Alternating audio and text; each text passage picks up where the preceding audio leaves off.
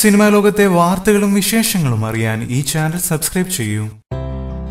കഴിവുണ്ടായിട്ടും ഭാഗ്യക്കേട് കൊണ്ടോ ചിലരുടെ ഇംഗങ്ങൾക്ക് മുന്നിൽ വഴങ്ങിക്കൊടുക്കാത്തത് കൊണ്ടോ അവഗണിക്കപ്പെടുന്ന താരങ്ങൾ മലയാള സിനിമയിൽ ഏറെയാണ്. അതിലൊരാളാണ് നടി ഷംന കാസിമും. അലിഭായ് എന്ന ചിത്രത്തിന് ശേഷം സൂപ്പർ സ്റ്റാർ മോഹൻലാൽ ഷംനയുടെ അഭിനയത്തെ പ്രശംസിച്ചിരുന്നു. തമിഴ് സിനിമയ്ക്ക് മറ്റൊരു അസിനെ കിട്ടിയെന്നാണ് ഇളയ ദളപതി വിജയ് ഒരിക്കൽ ഷംനയെ കുറിച്ച് അഭിപ്രായപ്പെട്ടത്. എന്നിട്ടും മലയാള സിനിമയിൽ ഷംനയ്ക്ക് അർഹിക്കുന്ന അംഗീകാരം കിട്ടിയില്ല.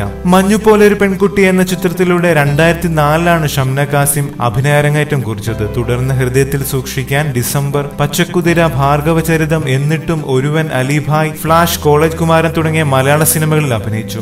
ശ്രീ മഹാലക്ഷ്മി എന്ന തെലുങ്ക് ചിത്രത്തിൽ അഭിനയിച്ചുകൊണ്ടാണ് ഷംന അന്യഭാഷയിലേക്ക് കടന്നത്. തുടർന്ന് തമിഴിൽ നിന്നും ധാരാളം അവസരങ്ങൾ വന്നു തുടങ്ങി. കഥക്കോട്ടെ, ദ്രോഗി, ആടുപുലി തുടങ്ങിയ ചിത്രങ്ങളിലൂടെ തമിഴിൽ ശ്രദ്ധേയായി. അന്യഭാഷയിലെത്തിയപ്പോൾ പൂർണ്ണ എന്ന പേരും സ്വീകരിച്ചു.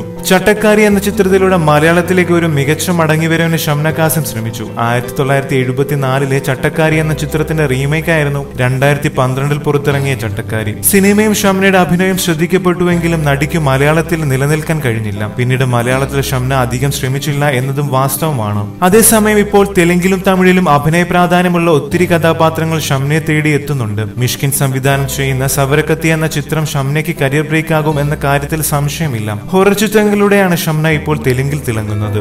അഭിനേതാവ് എന്നതിനപ്പുറം നല്ലൊരു നർത്തകി കൂടിയാണ് ഷംന. സിനിമയിൽ അവഗണന നേരിടുകയും അവസരങ്ങൾ കുറയുകയും ചെയ്തതോടെ ഷംന നൃത്തത്തിൽ ശ്രദ്ധ കൊടുത്തു. ഒരു ഘട്ടത്തിൽ സിനിമ പൂർണ്ണമായി ഉപേക്ഷിച്ച് നൃത്തത്തിലേക്ക് മാറാൻ ആലോചിച്ചിരുന്നുവെന്നും സവരക്കത്തിയുടെ ഓഡിയോ ലോഞ്ചിൽ ഷംന പറഞ്ഞിരുന്നു. കൂടുതൽ സിനിമാ ലോകത്തെ വാർത്തകളും വിശേഷങ്ങളും അറിയാൻ സബ്സ്ക്രൈബ് ചെയ്യുക. നന്ദി.